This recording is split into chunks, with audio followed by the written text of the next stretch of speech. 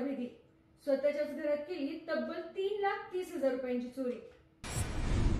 नमस्कार प्रेक्षकांनो, मी कोमल पवार आणि आपण पाहत आहात सातारा न्यूज।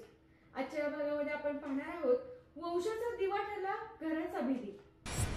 या भागामध्ये आपण पाहणार आहोत कसं स्वतःच्याच मुलानं आपल्या घरामध्ये चोरीचा बनाव करून तब्बल 3,30,000 रुपयांची चोरी केली आहे। त्याचं घडलं असं की जावली तालुक्यात कुडाळ येथील एक सेवानिवृत्त कर्मचारी कृष्णा सकाराम शेवते यांच्या बंद घराचे कुलूप तोडून अज्ञात चोरट्याने दागिने व रोख रक्कम असा एकूण 3,30,000 रुपयांचा डल्ला मारल्याची घटना मेढा पोलीस स्टेशन मध्ये दाखल झाली। आता मेढा म्हटल्यानंतर ते तालुक्याचं ठिकाण आणि या ठिकाणी एवढी मोठी चोरी म्हटल्यावर मेढा पोलिसांनी ही गोष्ट गांभीर्याने घेतली। सहाय्यक पोलीस निरीक्षक पृथ्वीराज ताटे यांनी आपल्या टीमला कसून तपास करण्याच्या सूचना दिल्या। त्यानंतर मात्र पोलिसांनी या घटनेचा तपास अवघ्या 12 तासांमध्ये लावला। घटनेचा तपास केल्यानंतर पोलिसांकडून ही चोरी कोणी आणि कशासाठी केली हे ऐकल्यानंतर मात्र मन सुन्न झालं। चला तर पाहूया या चोरीचा आढावा।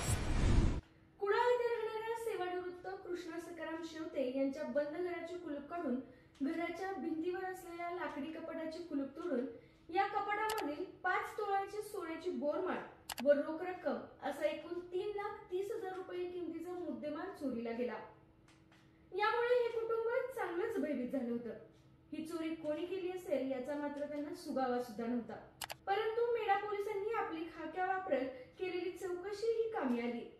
संपूर्ण कुटुंबाची माहिती घेतली असता या कुटुंबाचा एक मुलगा पोलीस कर्मचारी असल्याने तो मुंबई या ठिकाणी राहत आहे, तर दुसरा मुलगा हा व्यसनाधीन असल्याने तो आपल्या आई बापापासून विभक्त राहत होता।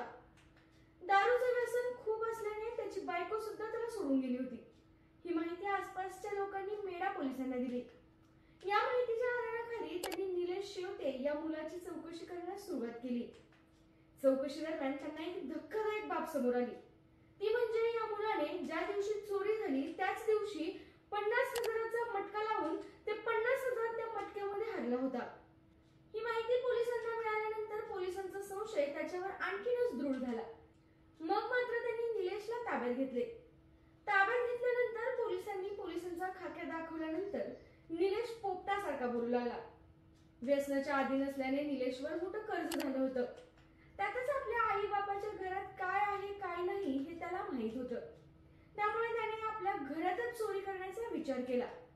तो त्या घरी पूर्वी राहत असल्याने घरातच कुठे काय ठेवले जातं हे त्याला चांगलंच माहित असल्याने त्याला ही चोरी करण्यासाठी जास्त कष्ट घ्यावे लागले नाहीत। याची माहिती पोलिसांना त्याने दिली। या माहितीच्या आधाराखाली मुलगा निलेश याला पोलिसांनी अटक केली।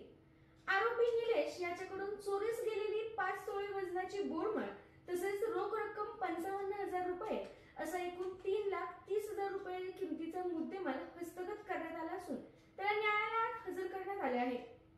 या गुन्ह्याची उकल करण्यासाठी सहाय्यक पोलीस निरीक्षक पृथ्वीराज ताटे, सहाय्यक पोलीस फौजदार विकास गंगावणे, विजय शिंगटे, पोलीस हवालदार डी.जे. शिंदे, पी.डी. माने, सई कांबळे, अभिजित वाघमारे यांचे सहकार्य असल्याने त्यांचं सर्वत्र कौतुक होत आहे। आपल्या तालुक्यातील जिल्ह्यातील बातम्या सर्वप्रथम पाहण्यासाठी आजच सातारा न्यूजला YouTube चॅनलवर सबस्क्राइब करा, लाईक करा, शेअर करा आणि बेल आयकॉन प्रेस करायला विसरू नका।